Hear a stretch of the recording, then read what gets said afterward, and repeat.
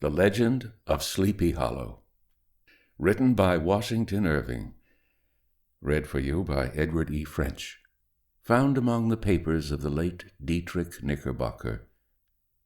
A pleasing land of drowsy head it was, of dreams that wave before the half-shut eye, and of gay castles in the clouds that pass, forever flushing round a summer sky. Castle of Indolence. In the bosom of one of those spacious coves which indent the eastern shore of the Hudson, at that broad expansion of the river denominated by the ancient Dutch navigators the Tappan Zee, and where they always prudently shortened sail and implored the protection of St. Nicholas when they crossed, there lies a small market town or rural port, which by some is called Greensburg, but which is more generally and properly known by the name of Tarrytown. This name was given, we are told, in former days by the good housewives of the adjacent country, from the inveterate propensity of their husbands to linger about the village tavern on market days. Be that as it may, I do not vouch for the fact, but merely advert to it for the sake of being precise and authentic. Not far from this village, perhaps 2 miles, there is a little valley, or rather lap of land among the high hills, which is one of the quietest places in the whole world. A small brook glides through it, with just murmur enough to lull one to repose, and the occasional whistle of a quail or tapping of a woodpecker is almost the only sound that ever breaks in upon the uniform tranquillity. I recollect that when a stripling, my first exploit in squirrel shooting was in a grove of tall walnut trees that shades one side of the valley. I had wandered into it at noontime, when all nature is peculiarly quiet, and was startled by the roar of my own gun as it broke the Sabbath stillness around and was prolonged and reverberated by angry echoes. If ever I should wish for a retreat whither I might steal from the world and its distractions, and dream quietly away the remnant of a troubled life, I know of none more promising than this little valley. From the listless repose of the place and the peculiar character of its inhabitants, who are descendants from the original Dutch settlers, this sequestered glen has long been known by the name of Sleepy Hollow, and its rustic lads are called the Sleepy Hollow Boys throughout all the neighboring country. A drowsy, dreamy influence seems to hang over the land and to pervade the very atmosphere. Some say that the place was bewitched by a high German doctor during the early days of the settlement, others that an old Indian chief, the prophet or wizard of his tribe, held his powwows there before the country was discovered by Master Hendrik Hudson.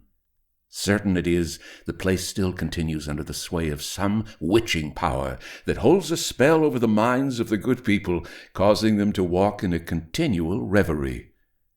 They are given to all kinds of marvelous beliefs, are subject to trances and visions, and frequently see strange sights and hear music and voices in the air. The whole neighborhood abounds with local tales, haunted spots, and twilight superstitions. Stars shoot and meteors glare oftener across the valley than in any other part of the country, and the nightmare, with her whole ninefold, seems to make it the favorite scene of her gambols. The dominant spirit, however, that haunts this enchanted region and seems to be commander-in-chief of all the powers of the air is an apparition of a figure on horseback, without a head.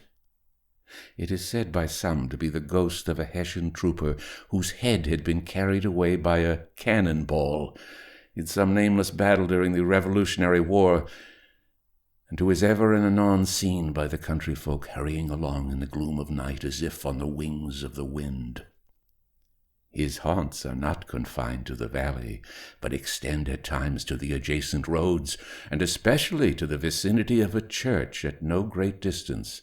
Indeed, certain of the most authentic historians of those parts, who have been careful in collecting and collating the floating facts concerning this spectre, allege that the body of the trooper, having been buried in the churchyard, the ghost rides forth to the scene of battle in nightly quest of his head, and that the rushing speed with which he sometimes passes along the hollow, like a midnight blast, is owing to his being belated and in a hurry to get back to the churchyard before daybreak.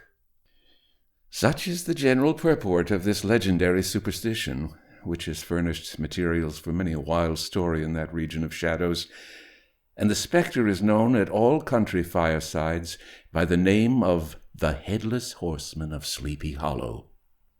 It is remarkable that the visionary propensity I have mentioned is not confined to the native inhabitants of the valley, but is unconsciously imbibed by every one who resides there for a time. However wide awake they may have been before they entered that sleepy region, they are sure, in a little time, to inhale the witching influence of the air, and begin to grow imaginative, to dream dreams and see apparitions. I mention this peaceful spot with all possible laud, for it is in such little retired Dutch valleys, found here and there embosomed in the great state of New York, that population, manners, and customs remain fixed, while the great torrent of migration and improvement, which is making such incessant changes in other parts of this restless country, sweeps by them unobserved. They are like those little nooks of still water which border a rapid stream, where we may see the straw and bubble riding quietly at anchor, or slowly revolving in their mimic harbor, undisturbed by the rush of the passing current. Though many years have elapsed since I trod the drowsy shades of Sleepy Hollow, yet I question whether I should not still find the same trees and the same families vegetating in its sheltered bosom. In this by-place of nature there abode, in a remote period of American history, that is to say, some 30 years since, a worthy wight of the name of Ichabod Crane, who sojourned, or, as he expressed it, tarried, in Sleepy Hollow for the purpose of instructing the children of the vicinity. He was a native of Connecticut, a state which supplies the Union with pioneers for the mind as well as for the forest, and sends forth yearly its legions of frontier woodsmen and country schoolmasters. The cognomen of Crane was not inapplicable to his person. He was tall, but exceedingly lank, with narrow shoulders, long arms and legs, hands that dangled a mile out of his sleeves, feet that might have served for shovels, and his whole frame most loosely hung together. His head was small and flat at top, with huge ears, large green glassy eyes, and a long snipe nose, so that it looked like a weathercock perched upon his spindle neck to tell which way the wind blew. To see him striding along the profile of a hill on a windy day, with his clothes bagging and fluttering about him, one might have mistaken him for the genius of famine descending upon the earth, or some scarecrow eloped from a cornfield. His schoolhouse was a low building with one large room, rudely constructed of logs, the windows partly glazed and partly patched with leaves of old copybooks. It was most ingeniously secured at vacant hours by a withy twisted in the handle of the door, and stakes set against the window shutters, so that though a thief might get in with perfect ease, he would find some embarrassment in getting out, an idea most probably borrowed by the architect, Joost van Houten, from the mystery of an eel-pot. The schoolhouse stood in a rather lonely but pleasant situation just at the foot of a woody hill, with a brook running close by and a formidable birch tree growing at one end of it. From hence the low murmur of his pupils' voices, conning over their lessons, might be heard in a drowsy summer's day, like the hum of a beehive, interrupted now and then by the authoritative voice of the master, in the tone of menace or command, or, peradventure, by the appalling sound of the birch, as he urged some tardy loiterer along the flowery path of knowledge. Truth to say, he was a conscientious man, and ever bore in his mind the golden maxim, "Spare the rod and spoil the child." Ichabod Crane's scholars certainly were not spoiled. I would not have it imagined, however, that he was one of those cruel potentates of the school who joy in the smart of their subjects. On the contrary, He administered justice with discrimination rather than severity, taking the burden off the backs of the weak and laying it on those of the strong. Your mere puny stripling that winced at the least flourish of the rod was passed by with indulgence, but the claims of justice were satisfied by inflicting a double portion on some little tough, wrong-headed, broad-skirted Dutch urchin who sulked and swelled and grew dogged and sullen beneath the birch. All this he called doing his duty by their parents, and he never inflicted a chastisement without following it by the assurance, so consolatory to the smarting urchin, that he would remember it and thank him for it the longest day he had to live. When school hours were over, he was even the companion and playmate of the larger boys, and on holiday afternoons would convoy some of the smaller ones home, who happened to have pretty sisters, or good housewives from others, noted for the comforts of the cupboard. Indeed, it behooved him to keep on good terms with his pupils. The revenue arising from his school was small, and would have been scarcely sufficient to furnish him with daily bread, for he was a huge feeder, and, though lank, had the dilating powers of an anaconda. But to help out his maintenance, he was, according to country custom in those parts, boarded and lodged at the houses of the farmers whose children he instructed. With these he lived successively a week at a time, thus going the rounds of the neighborhood, with all his worldly effects tied up in a cotton handkerchief. That all this might not be too onerous on the purses of his rustic patrons, who were apt to consider the costs of schooling a grievous burden, and schoolmasters as mere drones, he had various ways of rendering himself both useful and agreeable. He assisted the farmers occasionally in the lighter labors of their farms, helped to make hay, mended the fences, took the horses to water, drove the cows from pasture, and cut wood for the winter fire. He laid aside, too, all the dominant dignity and absolute sway with which he lorded it in his little empire, the school, and became wonderfully gentle and ingratiating. He found favor in the eyes of the mothers by petting the children, particularly the youngest, and like the lion bold, which whilom so magnanimously the lamb did hold, he would sit with the child on one knee and rock a cradle with his foot for whole hours together. In addition to his other vocations, he was the singing master of the neighborhood, and picked up many bright shillings by instructing the young folks in psalmody. It was a matter of no little vanity to him on Sundays to take his station in front of the church gallery with a band of chosen singers, where, in his own mind, he completely carried away the psalm from the parson.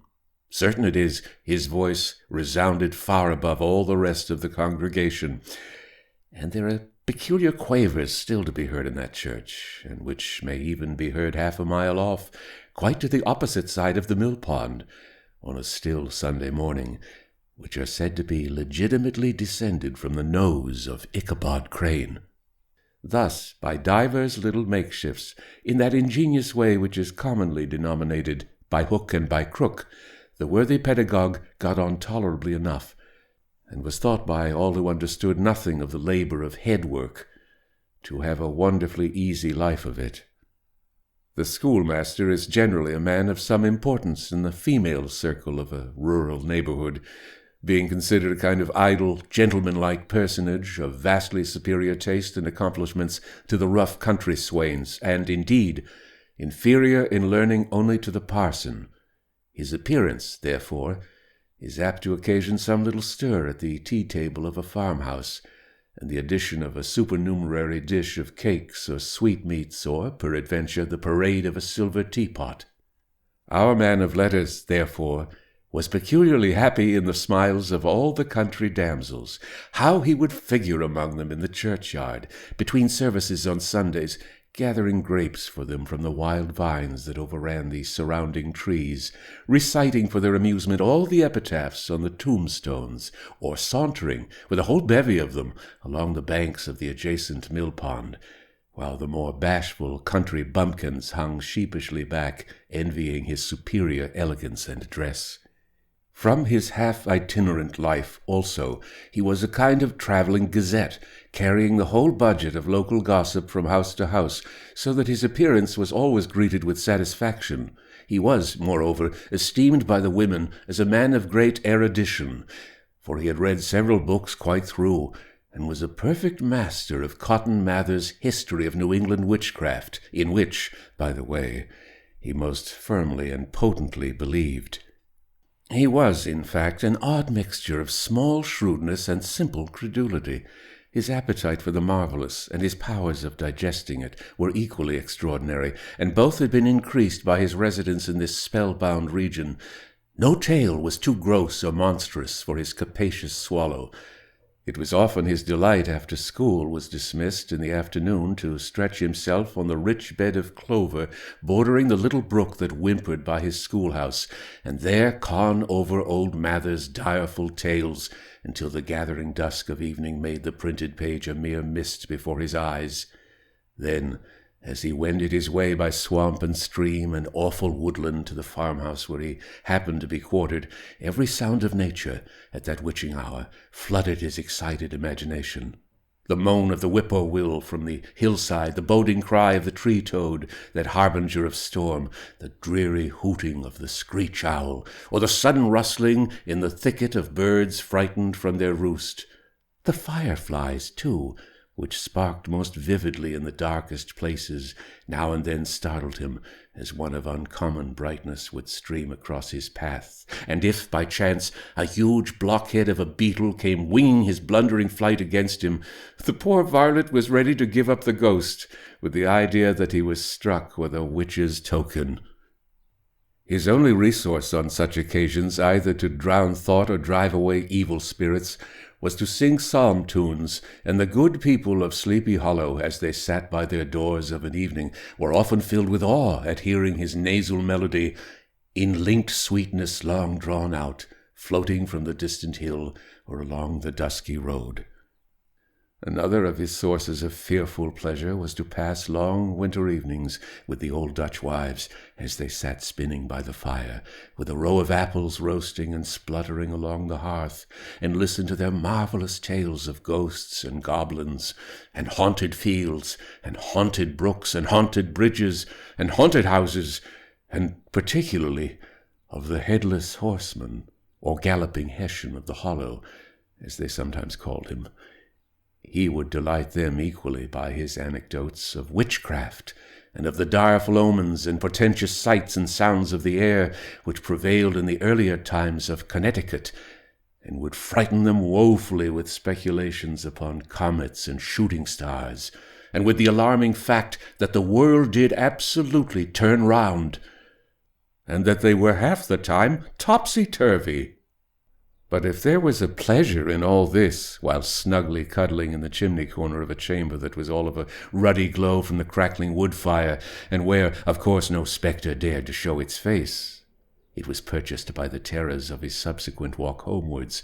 What fearful shapes and shadows beset his path amidst the dim and ghastly glare of a snowy night! With what wistful look did he eye every trembling ray of light streaming across the waste fields from some distant window! How often was he appalled by some shrub covered with snow, which, like a sheeted spectre, beset his very path! How often did he shrink with curdling awe at the sound of his own steps on the frosty crust beneath his feet, and dread to look over his shoulder, lest he should behold some uncouth being tramping close behind him! And how often was he thrown into complete dismay by some rushing blast howling among the trees in the idea that it was the Galloping Hessian on one of his nightly scourings! All these, however, were mere terrors of the night, phantoms of the mind that walk in darkness, and though he had seen many spectres in his time, and been more than once beset by Satan in divers shapes in his lonely perambulations, yet daylight put an end to all these evils, and he would have passed a pleasant life of it, in despite of the devil and all his works, if his path had not been crossed by a being that causes more perplexity to mortal man than ghosts, goblins, and the whole race of witches put together, and that was a woman.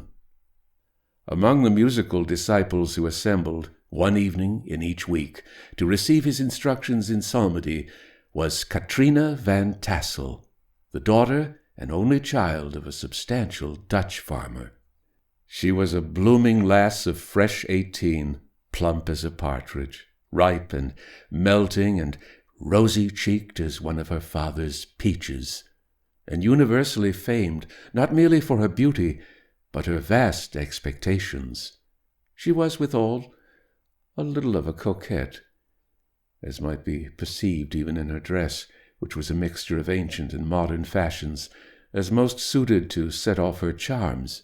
She wore the ornaments of pure yellow gold, which her great-great-grandmother had brought over from Sardom, the tempting stomacher of the olden time, and withal a provokingly short petticoat to display the prettiest foot and ankle in the country round. Ichabod Crane had a soft and foolish heart toward the sex, and it is not to be wondered at that so tempting a morsel so soon found favor in his eyes, more especially after he had visited her in her paternal mansion. Old Baltus Van Tassel was a perfect picture of a thriving, contented, liberal-hearted farmer. He seldom, it is true, sent either his eyes or his thoughts beyond the boundaries of his own farm, but within those everything was snug, happy, and well-conditioned. He was satisfied with his wealth, but not proud of it, and piqued himself upon the hearty abundance rather than the style in which he lived. His stronghold was situated on the banks of the Hudson, in one of those green, sheltered, fertile nooks in which the Dutch farmers are so fond of nestling. A great elm tree spread its broad branches over it, at the foot of which bubbled up a spring of the softest and sweetest water, in a little well formed of a barrel, and then stole sparkling away through the grass to a neighboring brook that babbled along among alders and dwarf willows. Hard by the farmhouse was a vast barn that might have served for a church, every window and crevice of which seemed bursting forth with the treasures of the farm. The flail was busily resounding within it from morning to night. Swallows and martins skimmed twittering about the eaves, and rows of pigeons, some with one eye turned up as if watching the weather, some with their heads under their wings or buried in their bosoms, and others swelling and cooing and bowing about their dames, were enjoying the sunshine on the roof. Sleek, unwieldy porkers were grunting in the repose and abundance of their pens, from whence sallied forth now and then troops of sucking pigs, as if to snuff the air. A stately squadron of snowy geese were riding in an adjoining pond, convoying whole fleets of ducks. Regiments of turkeys were gobbling through the farmyard, and guinea fowls fretting about it, like ill-tempered housewives, with their peevish, discontented cry. Before the barn door strutted the gallant cock, that pattern of a husband, a warrior and a fine gentleman, clapping his burnished wings and crowing in the pride and gladness of his heart, sometimes tearing up the earth with his feet, and then generously calling his ever-hungry family of wives and children to enjoy the rich morsel which he had discovered. The pedagogue's mouth watered as he looked upon this sumptuous promise of luxurious winter fare. In his devouring mind's eye he pictured to himself every roasting pig running about with a pudding in his belly and an apple in his mouth. The pigeons were snugly put to bed in a comfortable pie and tucked in with a coverlet of crust. The geese were swimming in their own gravy, and the ducks pairing cosily in dishes, like snug married couples, with a decent competency of onion sauce. In the porkers he saw carved out the future sleek side of bacon and juicy relishing ham. Not a turkey but he beheld daintily trussed up, with its gizzard under its wing, and, peradventure, a necklace of savoury sausages. And even bright Chanticleer himself lay sprawling on his back, in a side dish, with uplifted claws, as if craving that quarter which his chivalrous spirit disdained to ask while living. As the enraptured Ichabod fancied all this, and as he rolled his great green eyes over the fat meadowlands, the rich fields of wheat, of rye, of buckwheat, and Indian corn, and the orchards burdened with ruddy fruit which surrounded the warm tenement of Van Tassel, his heart yearned after the damsel who was to inherit these domains, and his imagination expanded with the idea how they might be readily turned to cash, and the money invested in immense tracts of wild land, and shingle palaces in the wilderness.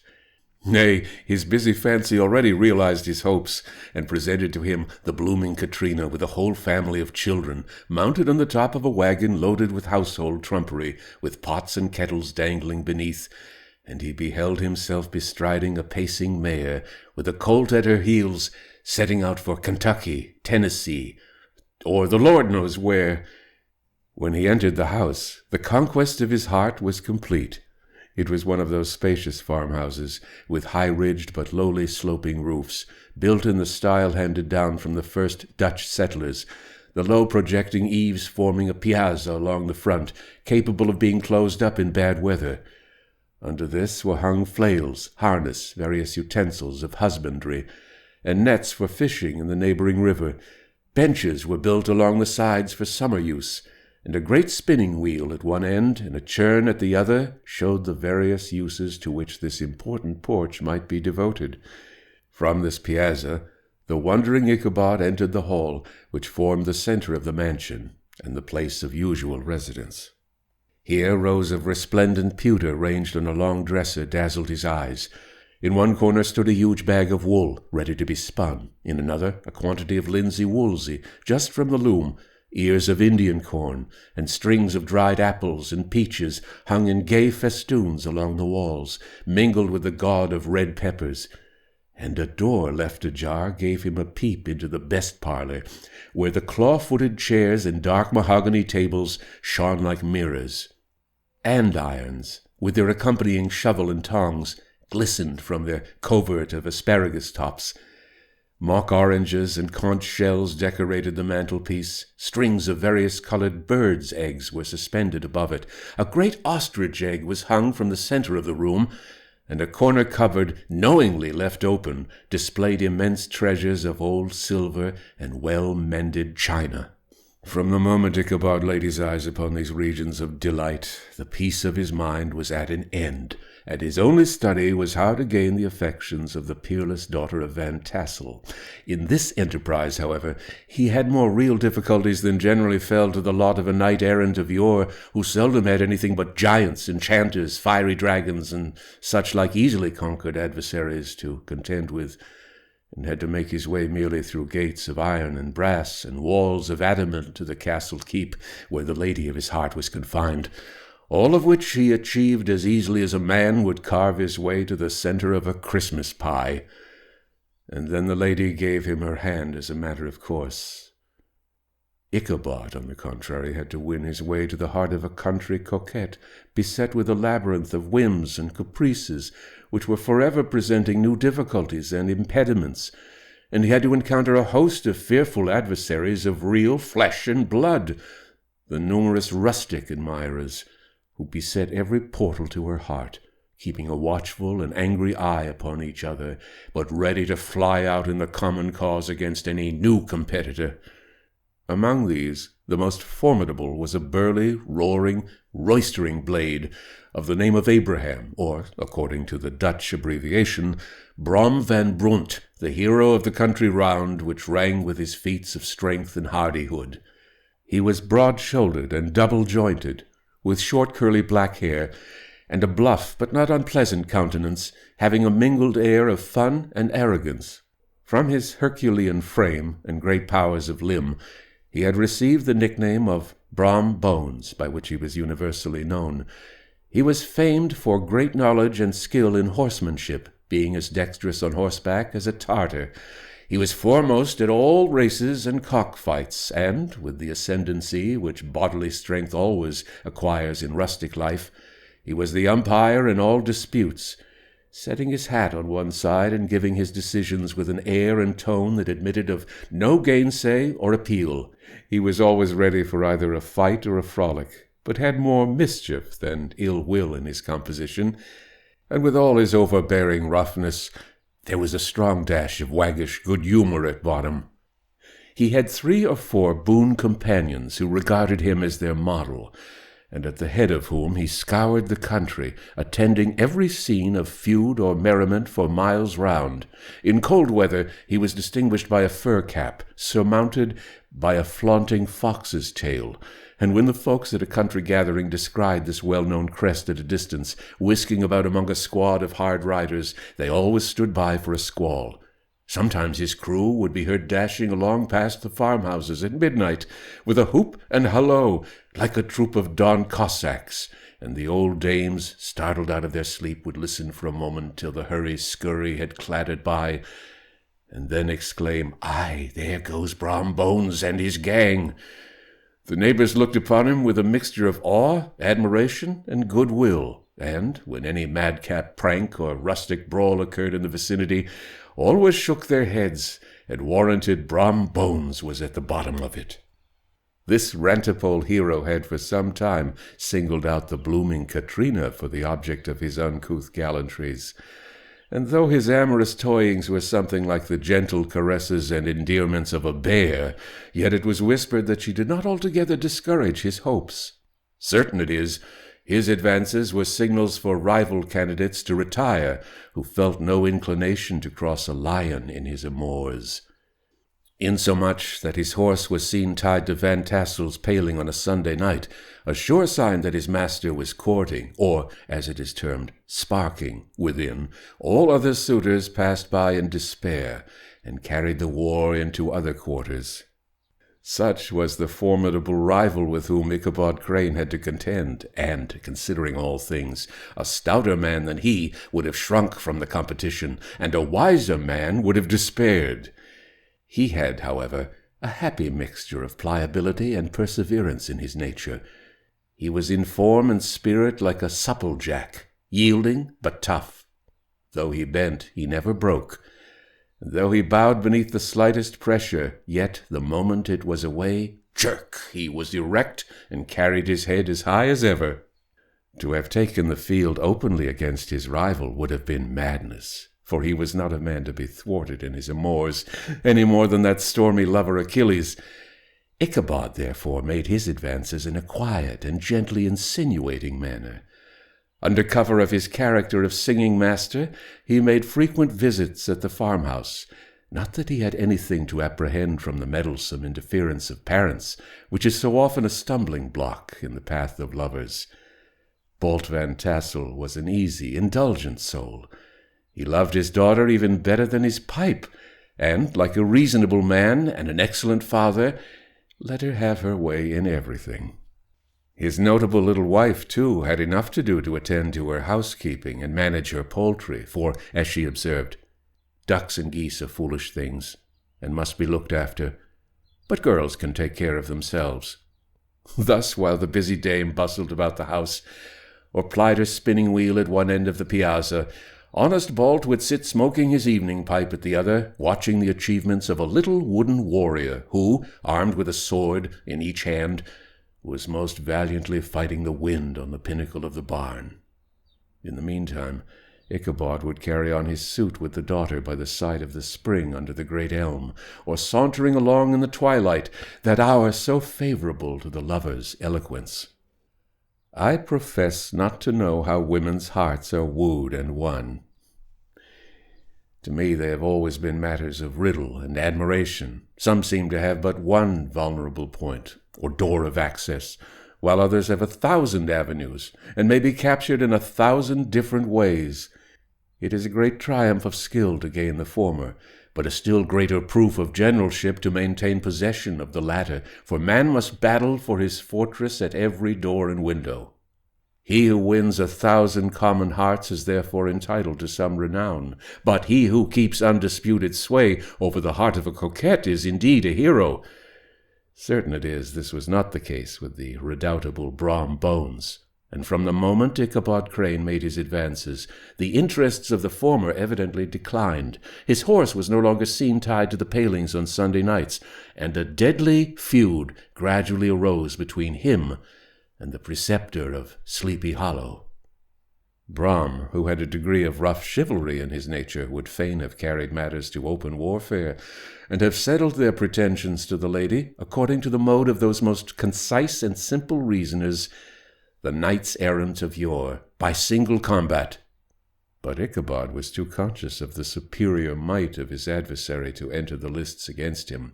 He had overheard a boast of Bones that he would double the schoolmaster up, and lay him on a shelf of his own schoolhouse, and he was too wary to give him an opportunity. There was something extremely provoking in this obstinately pacific system. It left Brom no alternative but to draw upon the funds of rustic waggery in its disposition, and to play off boorish practical jokes upon his rival. Ichabod became the object of whimsical persecution to Bones and his gang of rough riders. They harried his hitherto peaceful domains, smoked out his singing school by stopping up the chimney, broke into the schoolhouse at night, in spite of its formidable fastenings of withy and window stakes, and turned everything topsy-turvy, so that the poor schoolmaster began to think all the witches in the country held their meetings there. But what was still more annoying, Brom took all opportunities of turning him into ridicule in presence of his mistress, and had a scoundrel dog whom he taught to whine in the most ludicrous manner, and introduced as a rival of Ichabod's, to instruct her in psalmody. In this way matters went on for some time, without producing any material effect on the relative situations of the contending powers. On a fine autumnal afternoon, Ichabod, in a pensive mood, sat enthroned on the lofty stool from whence he usually watched all the concerns of his little literary realm. In his hand he swayed a ferule, that sceptre of despotic power. The birch of justice reposed on 3 nails behind the throne, a constant terror to evil-doers, while on the desk before him might be seen sundry contraband articles and prohibited weapons detected upon the persons of idle urchins, such as half-munched apples, pop-guns, whirligigs, fly-cages, and whole legions of rampant little paper gamecocks. Apparently there had been some appalling act of justice recently inflicted, for his scholars were all busily intent upon their books, or slyly whispering behind them, with one eye kept upon the master, and a kind of buzzing stillness reigned throughout the schoolroom. It was suddenly interrupted by the appearance of a negro in tow-cloth jacket and trousers, a round-crowned fragment of a hat, like the cap of Mercury, and mounted on the back of a ragged, wild, half-broken colt, which he managed with a rope by way of halter.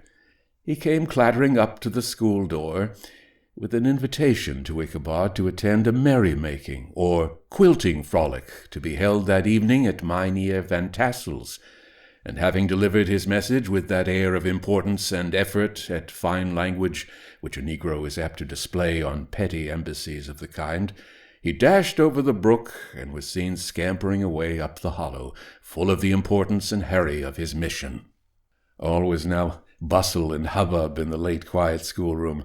The scholars were hurried through their lessons without stopping at trifles. Those who were nimble skipped over half with impunity, and those who were tardy had a smart application now and then in the rear to quicken their speed or help them over a tall word. Books were flung aside without being put away on shelves. Inkstands were overturned, benches thrown down, and the whole school was turned loose an hour before the usual time, bursting forth like a legion of young imps, yelping and racketing about the green in joy of their early emancipation. The gallant Ichabod now spent at least an extra half-hour at his toilet, brushing and furbishing up his best, and indeed only suit of rusty black, and arranging his locks by a bit of broken looking-glass that hung up in the schoolhouse.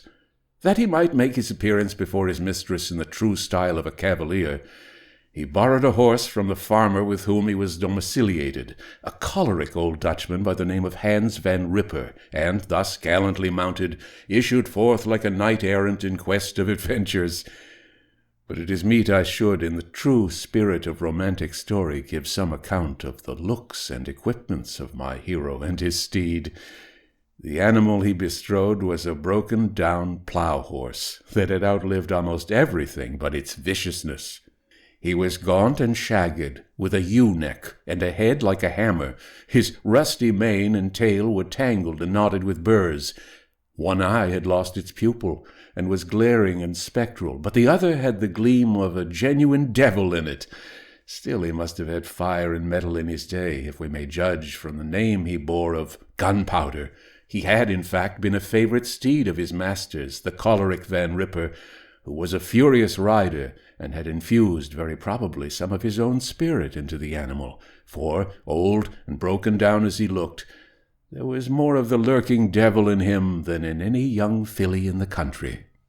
Ichabod was a suitable figure for such a steed. He rode with short stirrups, which brought his knees nearly up to the pommel of the saddle. His sharp elbows stuck out like grasshoppers. He carried his whip perpendicularly in his hand, like a sceptre, And as his horse jogged on, the motion of his arms was not unlike the flapping of a pair of wings. A small wool hat rested on the top of his nose, for so his scanty strip of forehead might be called, and the skirts of his black coat fluttered out almost to the horse's tail. Such was the appearance of Ichabod and his steed as they shambled out of the gate of Hans Van Ripper, and it was altogether such an apparition as is seldom to be met with in broad daylight. It was, as I have said, a fine autumnal day.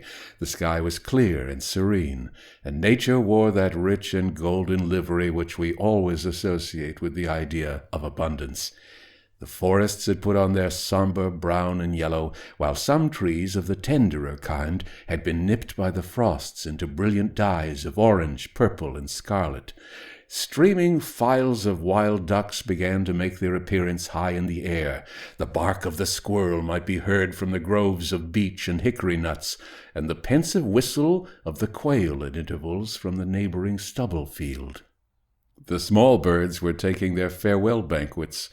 In the fullness of their revelry they fluttered, chirping and frolicking from bush to bush and tree to tree, capricious from the very profusion and variety around them. There was the honest cock-robin, the favorite game of stripling sportsmen, with its loud querulous note, and the twittering blackbirds flying in sable clouds, and the golden-winged woodpecker with his crimson crest, his broad black gorget, and splendid plumage, and the cedar bird, with its red-tipped wings and yellow-tipped tail and its little montera cap of feathers, and the blue jay, that noisy coxcomb, in his gay light-blue coat and white underclothes, screaming and chattering, nodding and bobbing and bowing, and pretending to be on good terms with every songster of the grove. As Ichabod jogged slowly on his way, his eye, ever open to every symptom of culinary abundance, ranged with delight over the treasures of jolly autumn.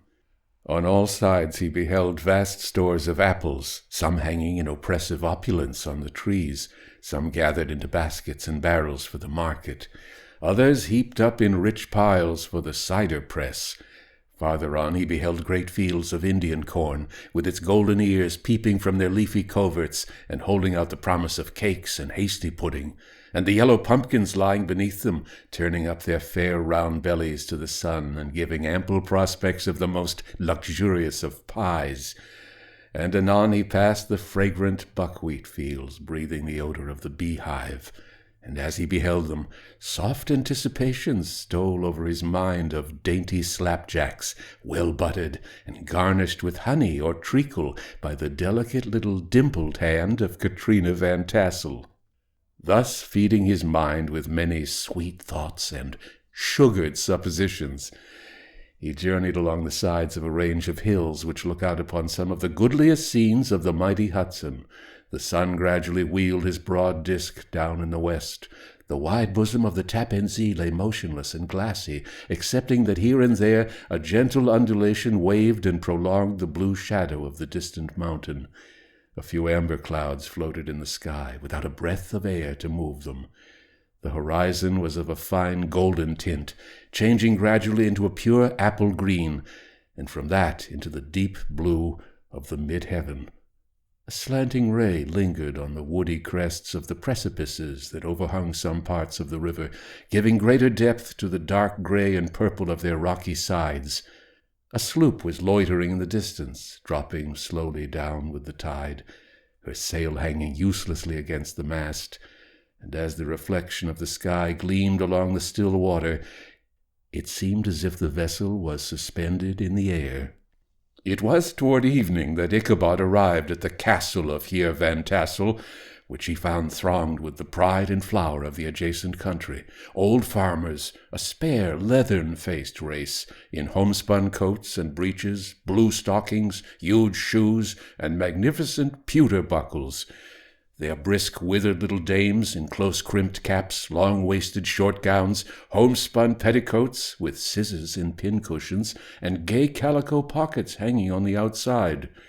Buxom lasses, almost as antiquated as their mothers, excepting where a straw hat, a fine ribbon, or perhaps a white frock gave symptoms of city innovation.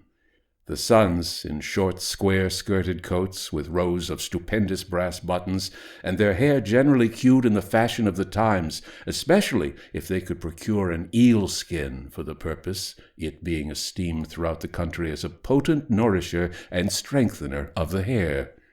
Brom Bones, however, was the hero of the scene, having come to the gathering on his favorite steed, Daredevil, a creature like himself full of mettle and mischief, and which no one but himself could manage.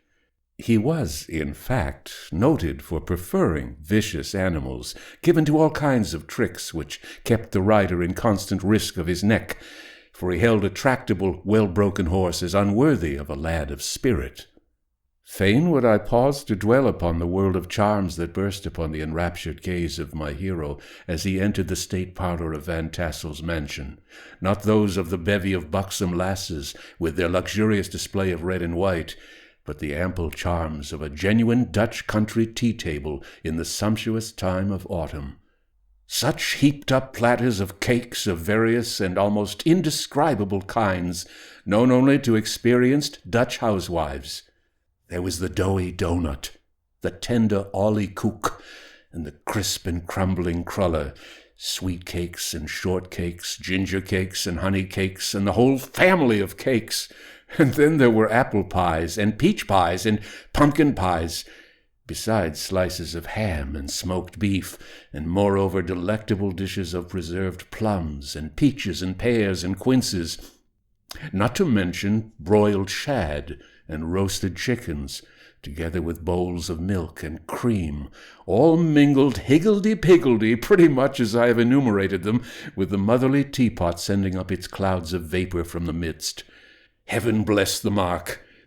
I want breath and time to discuss this banquet as it deserves, and am too eager to get on with my story. Happily, Ichabod Crane was not in so great a hurry as his historian, but did ample justice to every dainty. He was a kind and thankful creature, whose heart dilated in proportion as his skin was filled with good cheer, and whose spirits rose with eating as some men's do with drink. He could not help, too, rolling his large eyes round him as he ate, and chuckling with the possibility that he might one day be lord of all this scene of almost unimaginable luxury and splendor. Then he thought how soon he'd turn his back upon the old schoolhouse, snap his fingers in the face of Hans Van Ripper and every other niggardly patron, and kick any itinerant pedagogue out of doors that should dare to call him comrade. Old Baltus Van Tassel moved about among his guests with a face dilated with content and good humor, round and jolly as the harvest moon. His hospitable attentions were brief but expressive, being confined to a shake of the hand, a slap on the shoulder, a loud laugh, and a pressing invitation to fall to and help themselves. And now the sound of the music from the common room or hall summoned to the dance,